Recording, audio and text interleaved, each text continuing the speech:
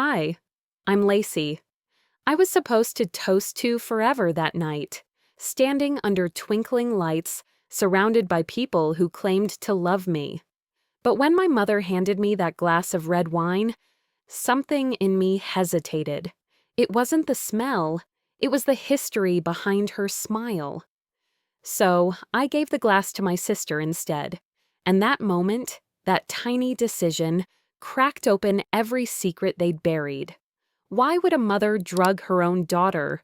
Why was I the one everyone said was too emotional? And if I hadn't trusted my gut, would I even be here now? Before we dive in, tell me, what would you do if the people who raised you were the ones writing your downfall? Let's begin. The backyard shimmered in soft gold as the sun slid behind the oak trees. Strings of lights hung across the fence like lazy fireflies, and the air smelled of roses and expensive perfume. My mother had made sure everything looked perfect. Her definition of perfect, at least. Guests in pastel dresses and pressed shirts circled the buffet, laughing too loudly, holding crystal glasses that caught the dying light. I stood near the edge of the patio, smiling like it didn't ache.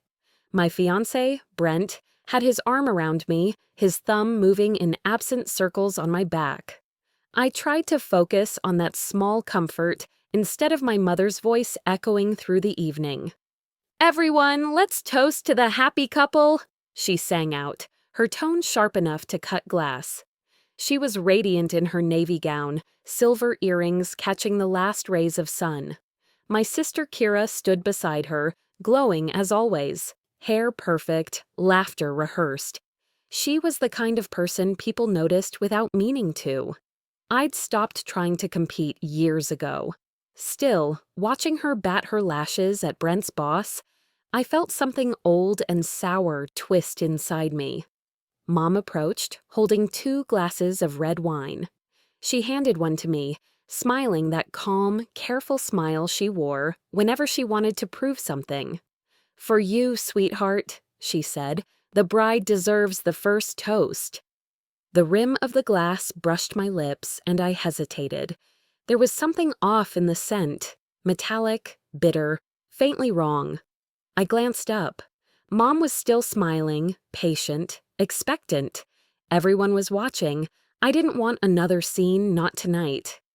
Kira drifted closer, her arm brushing mine as she reached for the spare glass on the table. "You look tense, Lacey," she whispered. "Try to enjoy it. Mom worked so hard." I don't know what made me do it. Maybe instinct, maybe exhaustion from years of pretending I didn't see the cracks in this family. I smiled back, switched the glasses in one small, practiced movement, and said lightly, "You're right. I'll relax." She took the glass without noticing. I set mine down and forced my hand to stay steady. The moment passed like smoke. The laughter rose again, someone started music, and the night folded back into its rhythm. But that smell, it lingered. Time drifted. Toasts came and went, words about love and new beginnings floating above the clinking of silverware. I tried to laugh at the right moments, nod at the right words. I felt my mother's eyes on me often, like she was waiting for something. Then Kira coughed. Once, twice, sharp and wet.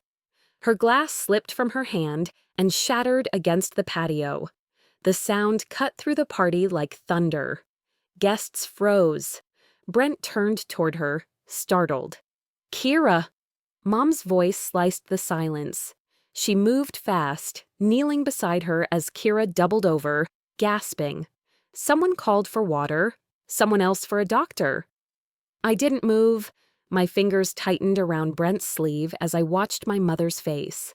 Composed, not frightened. "She must have skipped lunch," Mom said quickly, voice smooth as ever. "She's always dramatic when she's hungry." The guests chuckled nervously. Relief spread through the crowd like a warm wave. My mother smiled again, brushing a strand of hair from Kira's face. There, you'll be fine." But I felt cold all over. Paramedics arrived within minutes. Kira was conscious again by the time they checked her pulse, insisting she just felt dizzy. The doctor, a young man with kind eyes, said it could be low blood sugar, told her to rest. Everyone laughed it off. Someone started the playlist again. The music returned, the laughter followed, and the whole thing blurred into denial. I stood apart, near the table where my untouched glass still sat. Under the twinkle lights, the wine shimmered red, too red. It looked almost alive. I stared at it until my reflection rippled on its surface. Maybe I was imagining it. Maybe the smell meant nothing.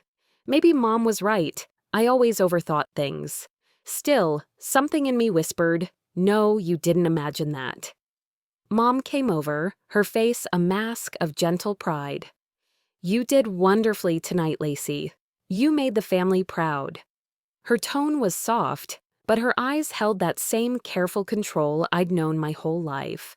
The way she could shape a story before anyone else had the chance to speak. I studied her for a moment, her perfect hair, her steady hands, the faint red stain still clinging to her manicured nail. I wanted to ask why she wasn't more concerned, why her daughter collapsing didn't seem to shake her. But I didn't. Instead, I smiled, just as calmly as she did, and said, "I'm glad it turned out how you wanted." She squeezed my arm, satisfied, and walked away to charm the next guest. As the music swelled again, I caught my reflection in the glass door, smiling, composed, everything she'd trained me to be. But inside, something shifted. For the first time in my life, I wasn't sure what my mother's smile really meant. That smile followed me into sleep. It showed up in my dreams, serene, unreadable, always watching. When I finally woke, the apartment felt hollow, like it had exhaled everything warm and left only the shell.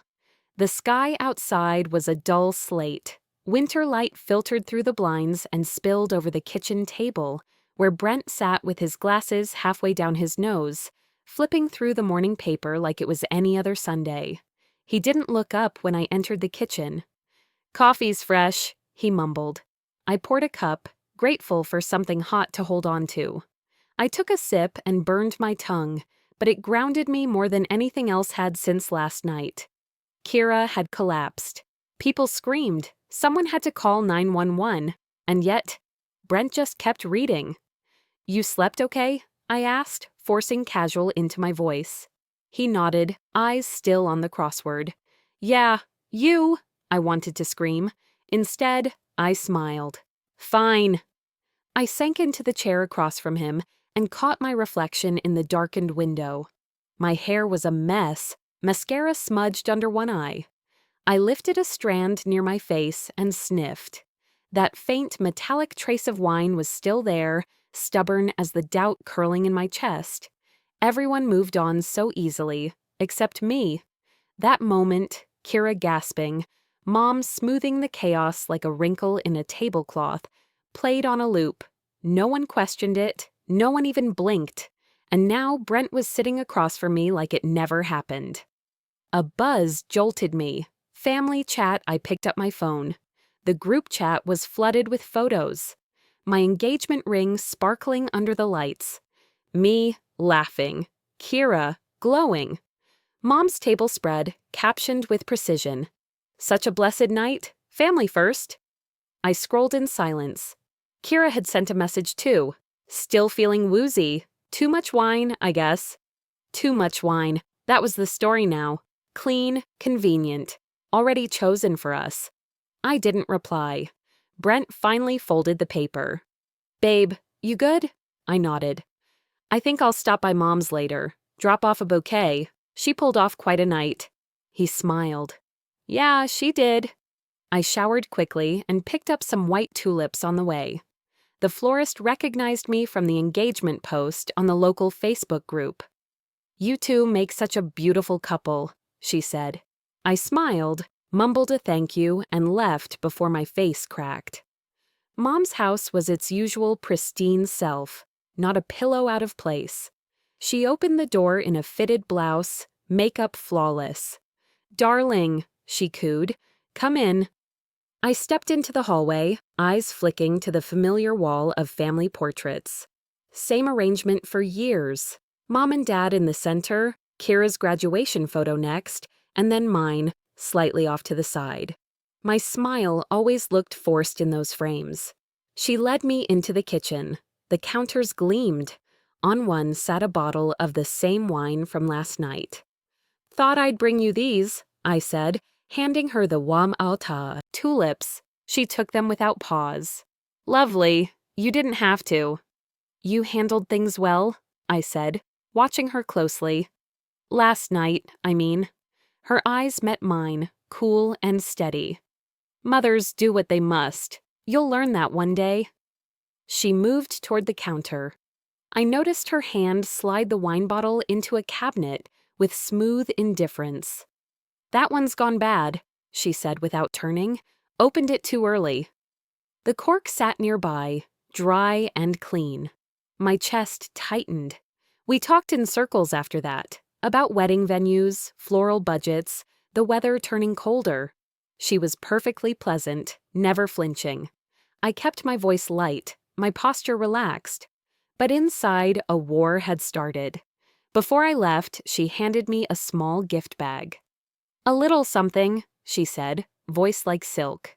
Inside was a delicate silver chain. A small pendant engraved with 2 words, "Family First." "For you to remember what matters, no matter what happens," she added. I held it between my fingers, letting it sway. "You always did know how to pick the right words, Mom." She kissed my cheek, and the cold from her lips lingered long after I stepped back into the car. When I got home, I sat by the window and laid the necklace on the coffee table. The pendant shimmered in the pale light beside my engagement ring box. Both beautiful, both heavy. I whispered, more to myself than anyone else. "Family first, even when it hurts?" The apartment offered no answer. I sat there for a long time. At some point, my phone rang. No caller ID. I almost let it go to voicemail, but something told me to answer. "Hello." There was a pause, then a woman's voice, low, careful. "You should check the wine bottle, Lacey, before it's too late." The line went dead. That was the moment I realized. Maybe the smell wasn't the only thing off that night. By the time I parked outside the wine shop, I'd convinced myself I was just being cautious, not paranoid, not dramatic, just cautious. The boutique sat on the corner of a quiet block in downtown, wedged between a pottery studio and a gelato shop, the kind of place that sold wine with embossed labels and handwritten tasting notes.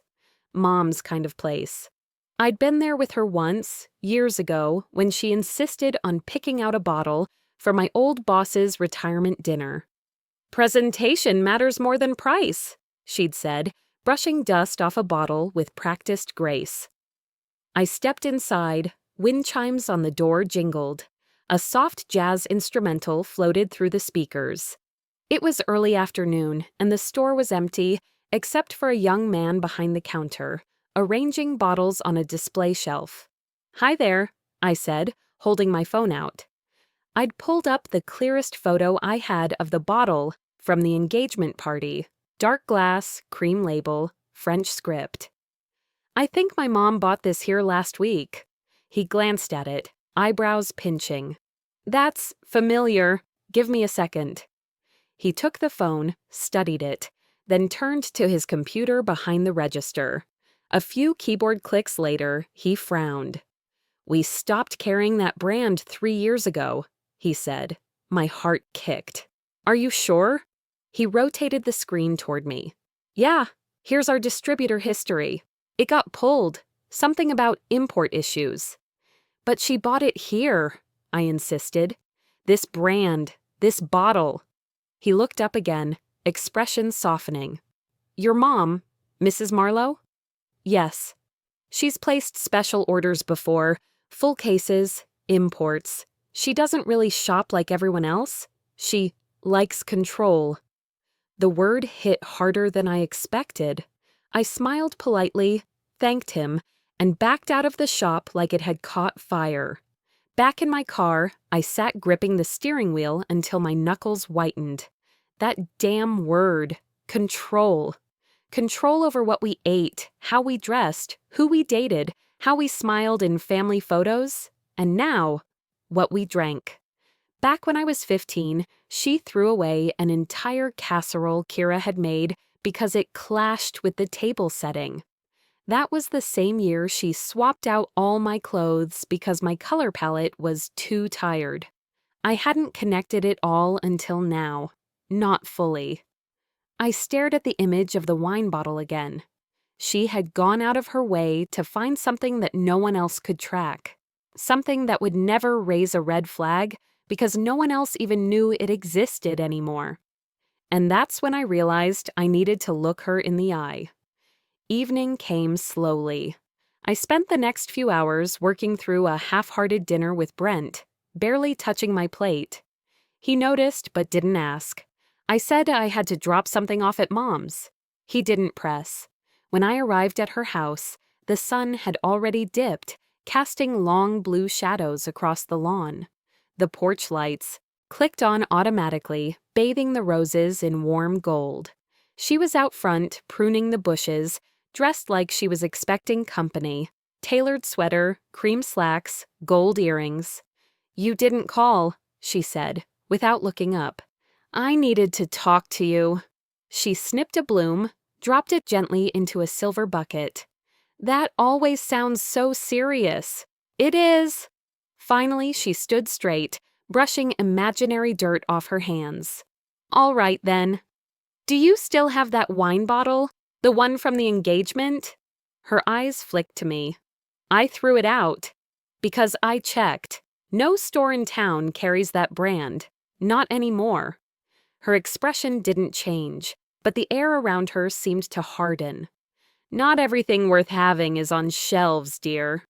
"You special ordered it?" "I don't think you're here to talk about wine, Lacey." That's when her voice shifted. Not in tone, but in temperature. Colder, controlled. "I'm here because Kira could have died, and I don't think you care." She smiled, serene as always. "Curiosity ruins gratitude." "What's that supposed to mean?" "It means," she said, placing the clippers gently on the bench, "that people who dig too much often miss what's right in front of them. A family, a future, a moment worth remembering." I left before I said something I couldn't take back. At home, Brent was watching a game, feet up on the ottoman, a beer half empty beside him. "Hey," he said, muting the TV. "You okay?" "I went to the wine shop today," I said. "That bottle Mom gave me, no one sells it. Hasn't been on shelves in years." He blinked at me, confused. "Okay." "I think she ordered it herself. Maybe tampered with it." He laughed.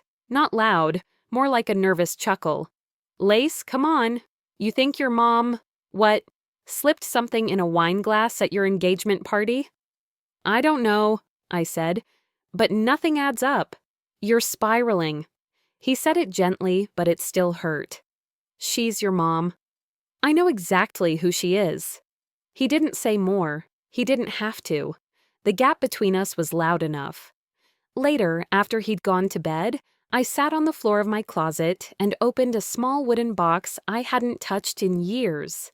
Inside were old photos, letters, and one tiny porcelain bird missing a wing. It took me back to when I was 12. Kira had broken a vase, one of Mom's favorites.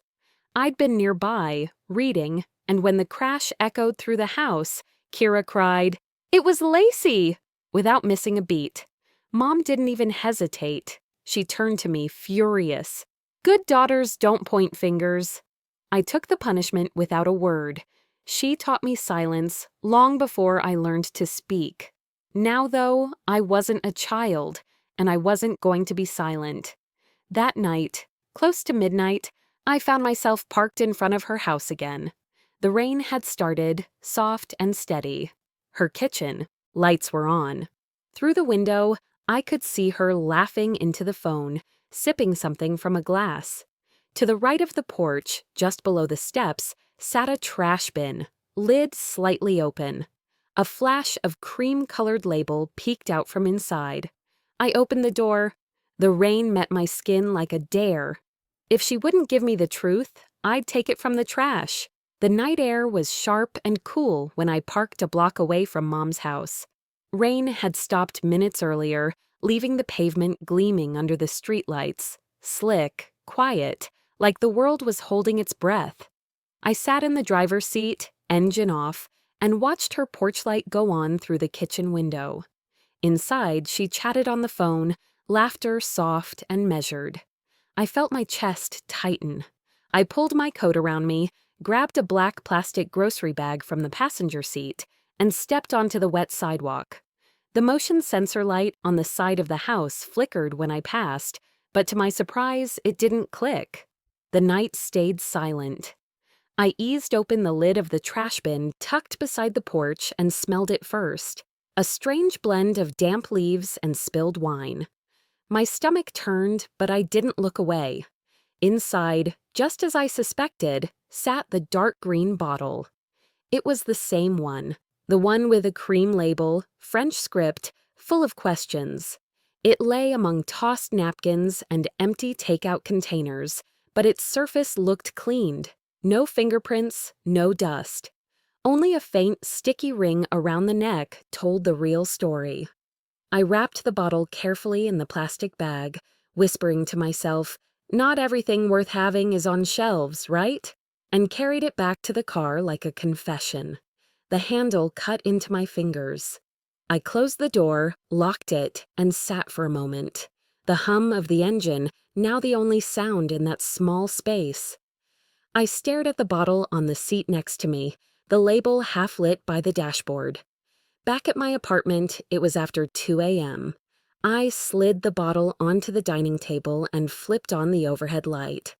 I felt the hush of my home, the plain white walls, the slight hum of the refrigerator in the corner.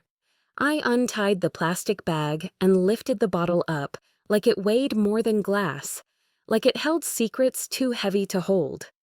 I noticed a folded paper stuck inside the neck. My heart skipped. Carefully, I wrapped the hammer in an old towel and tapped the base of the bottle gently until it cracked. I lingered at the precise moment the sound fragmented, glass shards dancing into the cloth. Inside was a small folded receipt marked Ashwood Medical Supply. My stomach pitched. Medical supply, not wine importer. I sank onto the kitchen floor, face pale in the bright bulb overhead. I traced the name on my phone and typed it into the search bar. Ashwood Medical Supply, laboratory chemicals, anesthesia, devices. Nothing about bottles of Bordeaux. I whispered into the empty room, "What the hell were you planning, Mom?" The voicemail greeting I heard when I called, "Thank you for calling Ashwood, Mrs. Marlowe. Your refill order is confirmed." That should have been impossible. My mother had placed a refill order. My hands shook so badly, I dropped my phone onto the tile, and it rang against the floor like a gavel. I moved to the bathroom, sitting on the cool tile. Mirror in, front of me. My reflection looked tired. I felt tired. I thought of Kira doubling over at the party, of Mom's soft voice brushing away the panic. "She must have skipped lunch," she said. I thought of the wine, the bottle, the jar of secrets I'd just cracked open. My mind raced with questions. Would the police listen to me? Would they believe a daughter who spent her life quietly carrying gifts she thought were love? Who would they believe, me or the perfect Marla Marlowe? Sleep was impossible. When morning came, I forced myself to stand. I drove to Kira's house and found her in the kitchen, cheerful, the steam rising from a mug in her hand. She looked normal, too normal. I asked her cautiously, "Do you remember anything weird about the wine that night?" She blinked. "Lacey, you're overthinking. Mom said it was the seafood appetizers. They probably upset you too." Her voice wavered. I watched her sip. She looked like she knew something she didn't want to say. And then I realized she did know. Or at least she understood more than she let on. She wrapped loyalty around her like a blanket. When I left, my phone buzzed. A text from an unknown number. "Stop digging or you'll regret it. Family first, remember?" I stared at the message, the corners of the screen glinting in the afternoon light. The voice I thought was locked in my head, the same one that told me to smile and sit still. It was out in the open now, everywhere. And I understood. I'd become visible, vulnerable. And that, somehow, made me stronger. For the first time, I realized her voice didn't just live in my head, it was everywhere. Her voice didn't just live in my head anymore. It followed me. In texts, in whispers that weren't really whispers, in every careful silence that people around her seemed to keep. I lay awake until the first trace of light bled through the blinds, painting thin lines across the wall. The air felt stale, heavy with all the words I hadn't said. I sat up and reached for my phone, my throat dry. I hit record. "If something happens to me," I said softly, "this wasn't an accident." My voice sounded foreign, not scared, just tired. I saved the file on my laptop, tucked it into a folder labeled "Just in Case." Then I stared at the screen, my reflection faint in the glow, and whispered, "I've spent my whole life pretending not to notice what she does. That ends today." By the time I reached my office, the city was already humming with traffic. Coffee cups clinked, printers whirred, and life pretended to be normal. My assistant, Danielle, spotted me from across the hall. "You've got that haunted look again, girl," she said quietly as I passed her desk. "You okay?" I gave her a half smile. "Just didn't sleep much." I settled into my cubicle, trying to focus on the marketing proposal due by noon. But my hands shook on the keyboard. Every time I blinked, I saw that receipt from Ashwood Medical Supply, that clean label on the wine bottle. At 10:15, my boss stepped into my office. "Lacey, just a heads up," he said. "Your mom called earlier, just checking in about your workload. She's concerned you might be overextending yourself." I froze. "She what?" He shrugged, trying to look casual. "She said you've been stressed. Wanted to make sure we're not piling too much on." I nodded, managing a polite smile while the world in my head started spinning. When he left, I sat there for a full minute, staring at my monitor, pulse thudding in my ears. She was still inside every corner of my life, still monitoring, still orchestrating. "She's everywhere," I murmured, "like a ghost that pays your bills." After work, I drove without a destination, just needing air. The road carried me out of downtown, past rows of suburban lawns, until I found myself near a lake, the one my father used to bring me to before he left. The water was still, the late sun catching tiny ripples along the edge. I parked and rolled down the window. The smell of pine and wet earth drifted in, bringing back a memory I hadn't touched in years. My dad leaning against the hood of his truck, telling me, "Sometimes silence is just surrender dressed up as politeness." I gripped the steering wheel until my knuckles whitened. "I'm done surrendering," I whispered. Right then, a decision settled inside me. Not wild, not impulsive, just solid. I was going to get proof. Not theories, not suspicions. Evidence. The next morning, I walked into Danielle's office and closed the door behind me. "I need your help," I said. "With what?" "Setting up a recording device, something small." Her eyes widened. "Lacey, I can't explain yet. Just, please." 2 hours later, my Family First necklace had a tiny mic embedded in its clasp. The same necklace Mom had given me, her symbol of control, now became my weapon. That afternoon, I called her. "Hey, Mom, thought I'd stop by. We should talk about wedding details." "Of course, sweetheart," she said, cheerful as ever. "I'll put the kettle on." When I arrived, sunlight filled her living room, glinting off the picture frames. Everything smelled of lemon polish and flowers. She handed me a cup of tea, perfectly steeped, and smiled. "So," she began, "have you picked colors yet? Kira said she's thinking blush tones." I stirred my tea slowly, pretending to care. "You never could handle what's expected of you," she said suddenly, out of nowhere. I looked up. What was expected? Obedience or silence? Her lips curved barely. "Both look good on you." Something inside me steadied. "You said that wine was special," I said evenly. "Imported. What was in it?" Her hand paused on her teacup. "You should be thanking me for what you didn't drink." The air between us froze. I swallowed, forcing my voice to stay calm. "What do you mean by that?" She exhaled slowly, like she'd been holding her breath for this moment. "It wasn't poison. Don't be ridiculous. It was something mild, a sedative. You were getting too worked up lately. I just wanted you to relax." I stared at her. "You drugged me? I protected you. You overthink, you spiral, you ruin things. I couldn't let you do that on your engagement night." Her words landed soft but sharp, the kind of cruelty that hides behind good manners. I nodded slowly, pressing my nails into my palm to keep from shaking. "I see," I said finally. "You did it out of love." She smiled, satisfied, and reached over to pat my hand. "Exactly. You always make things harder than they need to be." I stood. "Excuse me for a minute." I walked through the sliding glass doors and out into the backyard. The afternoon sun was high, the air warm. I could see my reflection in the glass, pale, strained, but steady. "She wanted me numb," I whispered. "I think she still does." The red light on my necklace blinked faintly. Proof.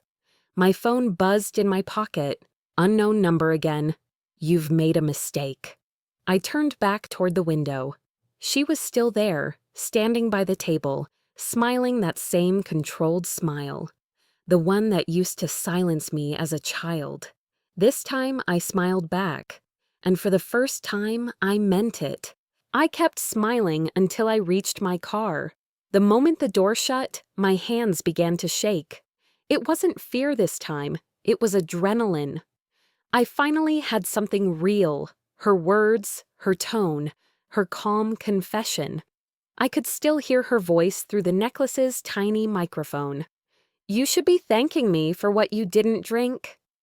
Back home, I played the recording 3 times, each replay cutting deeper. Every syllable felt surgical, cold, deliberate. I transferred the file to a hidden drive, one I'd used for old client backups, and sent a copy to Danielle with a single text. "Keep this safe. Don't ask." I leaned back in my chair and stared at the wall. "This isn't proof enough for the police," I whispered, "but it's enough to burn the mask off her." My phone buzzed. A message from Brent. "Your mom called. She said you're having an episode again. Maybe slow down on the stress stuff." My pulse stuttered. An episode. That word had followed me since college. The convenient label Mom had used every time I questioned her version of events. I grabbed my keys before I even realized I was moving. The drive to Brent's apartment was a blur of traffic lights and shallow breaths. I barely knocked before he opened the door, eyes tired, concern rehearsed. "She told you I'm unstable?" I asked. He sighed. "She's worried about you, Lace. You're seeing patterns that aren't there." "Patterns?" I stepped closer. "Then explain this." I pressed play on the recording. The room filled with my mother's voice, smooth and unmistakable. When it ended, the silence was thick enough to choke on. Brent rubbed his forehead. "That could have been edited.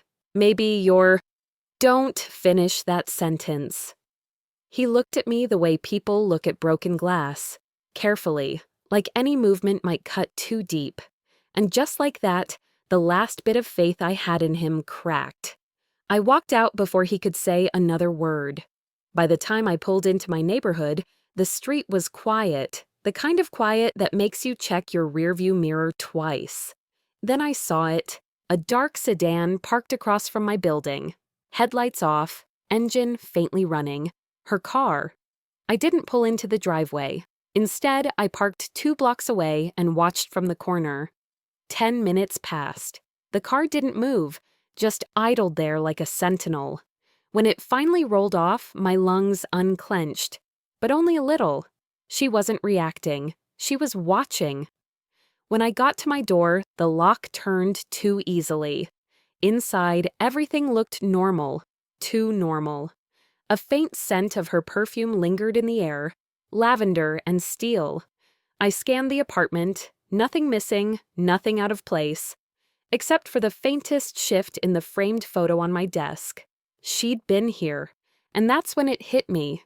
She had a copy of my key. She always had. I sat on the couch and called Danielle. She answered on the first ring. "I'm being watched," said. "By who?" "My mother." A pause, then, calm as ever. "Okay, then we make her watch something she can't control. Go public." I hesitated. "If I go public, there's no going back." "Then don't. Just record it. Keep it. When you're ready, you'll know." I nodded, even though she couldn't see me. But before I could speak, a notification flashed across my laptop screen. Cloud storage access revoked. What the? I opened my drive. Empty. All of it. Files, backups, everything. Gone. Another alert appeared. New device signed in. Marla's home network. My stomach twisted. She hadn't just broken into my home. She'd broken into my life. For a moment, the panic tried to drown me. Then something in me went still, cold, focused. I grabbed my coat and left. At a small electronics store on the corner, I bought a prepaid phone and a stack of USB drives. Back at home, I copied the recording again, sealed it tight, and drove to the nearest bank to rent a safety deposit box. Inside it, I placed the drive, the medical receipt, and a printed note. If found, deliver to Dallas PD, Homicide Division. When I returned, the city was settling into night. I turned off all the lights, sat by the window, and watched the glow of passing cars dance across my ceiling. Somewhere out there, people were living normal lives, ordering dinner, watching TV, calling their mothers without fear. I touched the Family First necklace lying beside me. The clasp had cracked earlier, right where the microphone sat. Fitting, I thought, the symbol of control finally broken. When truth becomes dangerous, I murmured, survival becomes strategy. The clock struck midnight. My phone lit up again. Voicemail. One char, new message. I hit play. Her voice slid through the speaker, calm, poised, familiar. "I raised you to be careful, darling. You're not being careful." Then, faintly in the background, the sound of ice clinking in a glass. I sat there, staring into the dark. "Then let's see who survives careful," I whispered. "Tomorrow she'll see what happens when the quiet one starts talking." The morning light cut through the slats in my blinds, soft and thin like the edge of a knife. I hadn't slept, but I wasn't tired. My laptop was gone, cleared out in the quiet war my mother had declared, but the USB in my pocket felt like a weapon. I set the prepaid phone on the counter, braced it against a stack of coffee filters, and hit record. I didn't put on makeup, didn't rehearse, didn't try to sound brave. My name is Lassie Marlowe. If you're watching this, you've probably already seen the version of the story my mother wants you to believe. Now let me tell you mine. My voice shook, but I kept going. I told them about the wine, the receipt, the lies. And then I played the audio.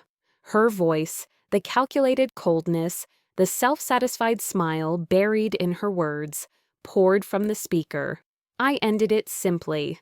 This isn't about revenge. It's about truth. The file uploaded in under 2 minutes. I titled it Family First, what that really meant, and pressed publish.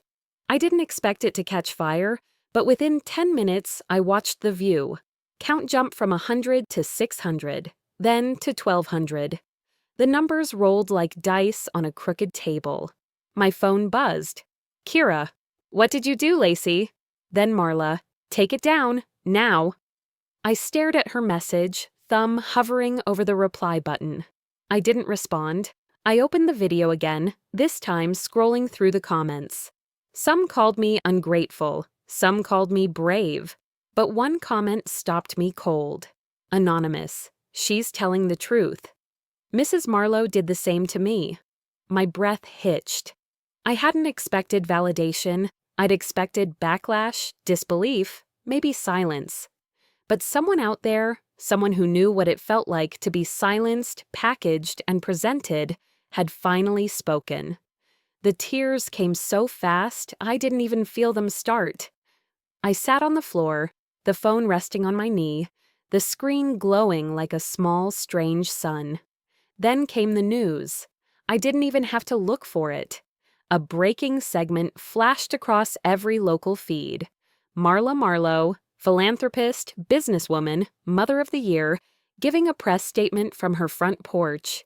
She wore her pearls. She always did when she lied. My daughter struggles with anxiety. We've tried to support her the best we can. She smiled, soft and mournful. This is a family matter. We hope she finds peace. And beside her, Brent, hands in his pockets, silent, eyes fixed on the ground. I didn't cry this time. I didn't scream. I just felt cold. They turned me into the villain I was trying to escape, I whispered. Danielle called. Your account's being flagged. They're claiming defamation, and it's spreading. I checked my inbox. Hundreds of emails. My name was trending. I threw clothes into a duffel, shoved my ID into my back pocket, and drove until the skyline disappeared behind me. I pulled into a rundown motel just off the interstate, the kind with flickering signs and vending machines full of expired soda. Inside, the phone buzzed again. Unknown number. You should have learned by now, dear. Family first. I didn't scream. I didn't cry. I picked up the phone and threw it against the wall. It shattered into pieces. I stood over it, heart pounding, chest heaving. Then I crouched down and picked up the biggest shard of plastic. My fingers brushed the broken edge. Maybe breaking is how we begin again, I murmured. The next morning crept in slowly. Motel light, old coffee, static from the TV in the background. I looked in the mirror and barely recognized myself. Skin pale, eyes hollow, but something in them new. Resolve. If she can twist my truth, I whispered, then I'll twist her control. I flipped open the backup laptop I'd hidden in my car trunk weeks ago, just in case. I drafted the email, slow and careful. Subject, to the DA, evidence submission, Marla Marlowe. I attached everything. Audio, receipts, scanned notes, photos. I hit send. Minutes later, Danielle called again. Lassie, she said, breathless. You're everywhere. News anchors are quoting your video. You have interview requests from real outlets, national. I sank into the bed, clutching the phone. Then let's finish this. Across town, I imagined her watching. I pictured her pearls, her smooth tone, her curated home. But this time, the camera wasn't hers. The microphone wasn't hers. The power wasn't hers.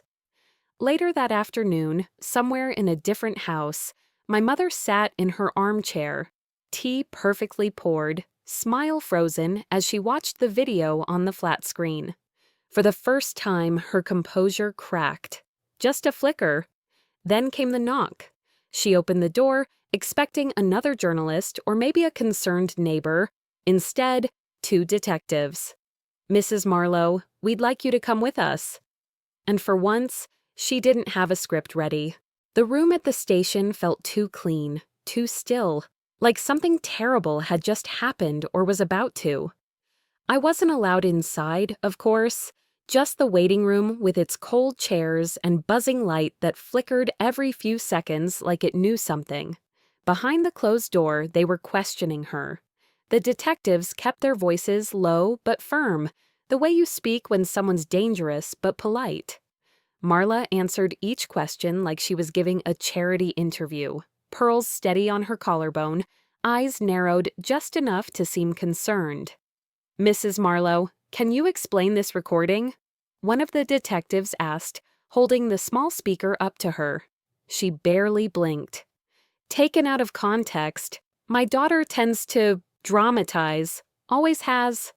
But when they played it, her voice clear as a bell saying, "You should be thanking me for what you didn't drink." Her pupils betrayed her. I saw the footage later, when the DA's office showed me the clip. A flash of something, recognition, fear, maybe even regret. They didn't stop there. Another detective slid a manila folder across the table. "Pharmacist confirmed you filled this prescription under your name. Same date as the party." Still, she didn't flinch. I was trying to help her relax. She's always been sensitive. I imagined her sitting there, hands folded, tone warm as honey, and I hated how convincing she could still be. But the cracks were showing, finally.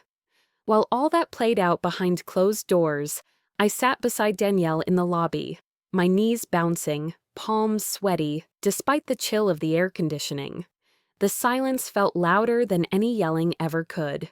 I kept looking at the door, half expecting it to open and my mother to walk out, smiling like nothing had happened, telling me I misunderstood everything. She wasn't a monster every day, I whispered to myself, barely audible.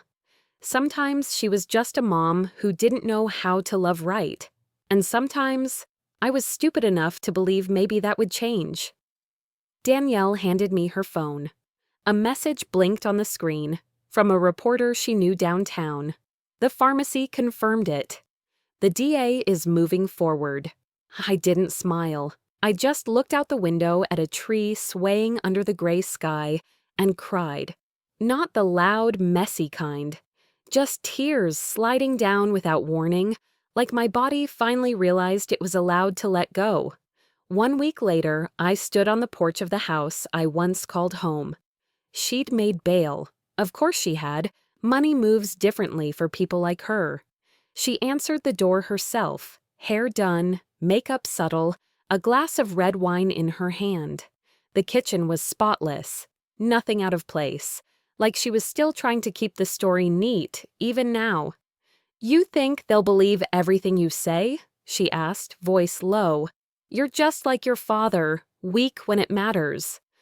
I stepped forward, slowly. "No, Mom, I'm just not afraid of you anymore." She blinked. I think she expected a fight, maybe a breakdown, but I just reached for her wine glass, lifted it gently, and sniffed. Same floral undertone, same sweetness that didn't match the label. "You always liked control," I said, setting it back down. "Now you've lost it." Then I turned and walked away. Didn't even wait for a response. That night, the local news led with the story. Dallas socialite accused of drugging daughter before engagement party. Investigation ongoing. I watched it from my apartment couch, alone, no applause, no celebration. Justice doesn't feel like triumph. It just feels like something inside you stops bleeding. I closed my laptop, packed a small bag, and turned out the light. No note, no plan. Just needed air. A week passed, maybe more. I wasn't counting days anymore. I met Danielle in a tiny cafe tucked in a side street in Austin, the kind of place that smelled like burnt cinnamon and fresh ink. We ordered coffee and sat without saying much. At the register, there was a jewelry stand. Local artist stuff. Handmade, simple. One necklace caught my eye. A silver chain with a charm engraved family, chosen. I didn't ask the price, just bought it, quietly. The old one, family first, cracked and forgotten at the bottom of my purse. When we stepped outside, the wind picked up, carrying soft music from a nearby bar. Someone was singing, raspy voice, familiar melody. "Better without you." My phone buzzed. An unknown number again. You think it's over? I stared at the screen, then hit delete without reading it twice. I smiled, just a little. Maybe it never ends. Maybe we just stop letting it define us. That morning, the lake was still as glass. Not a ripple moved. I sat on a worn wooden bench near the edge, a thermos of coffee resting by my side, steam curling lazily into the soft chill of the early breeze. Birds skimmed across the water, weightless things, like they'd never known the burden of being watched. A month ago, I'd been clawing for space, for belief, for breath, for anyone to see me clearly. Now, I didn't want eyes on me at all. I was learning how to sit with silence and not mistake it for danger, how to exhale without bracing for impact. Peace isn't loud. It doesn't arrive in a blaze. It drips in, moment by moment, until you suddenly realize you're not holding your shoulders so tight anymore. The wind picked up, scattering a few leaves across the path behind me. I pulled my coat tighter and closed my eyes for a second. I didn't expect anything to follow me here, but it did, in the form of a plain white envelope sitting in my mailbox later that afternoon. No return address, just my name in familiar script, slightly tilted right like always. I opened it on the spot, heart tapping faster than I wanted it to. Inside, an old photo. Me at 6, cheeks smeared with chocolate frosting, smiling wide with 2 missing teeth. Marla beside me, laughing, her eyes crinkled, real, unposed. It was from a birthday party I barely remembered, one of the few where she'd baked the cake herself. On the back, in the same handwriting, "You were never supposed to drink it." No signature, no explanation. I stared at that sentence for a long time. It wasn't an apology. Not exactly. Maybe it was guilt. Maybe just another way to twist the knife. A reminder, a justification. I didn't know. But I whispered something to myself as I folded the photo and slid it into the back of a drawer I hadn't opened since I moved. That's not my story anymore. 2 weeks later, I found myself walking into a small office above a bakery, a place that smelled like vanilla and printer paper. The sign on the door read, "Second Voice Foundation." It wasn't much, a couple of desks, some donated furniture, a coffee maker that wheezed before working, but it felt solid, real. Danielle met me there with 2 travel mugs and a look that said, "Are you sure?" "Helping other women talk about this stuff?" She hesitated, handing me a mug. "You really think you're ready?" I didn't lie. "No, but maybe that's why I should." And just like that, I sat at a desk with a laptop open and a fresh notebook beside me, ready to listen, ready to write.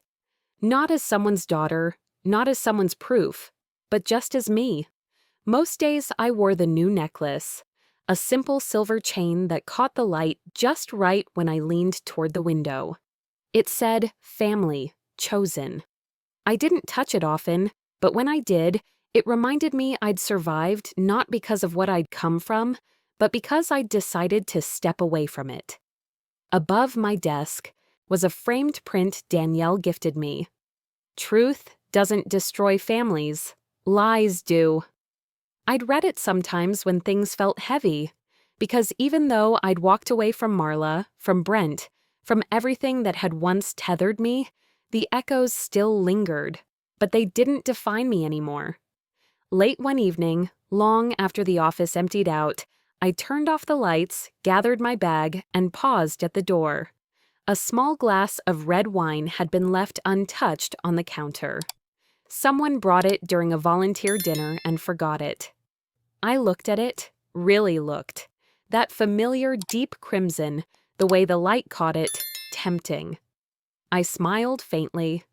I don't need to drink from what poisoned me.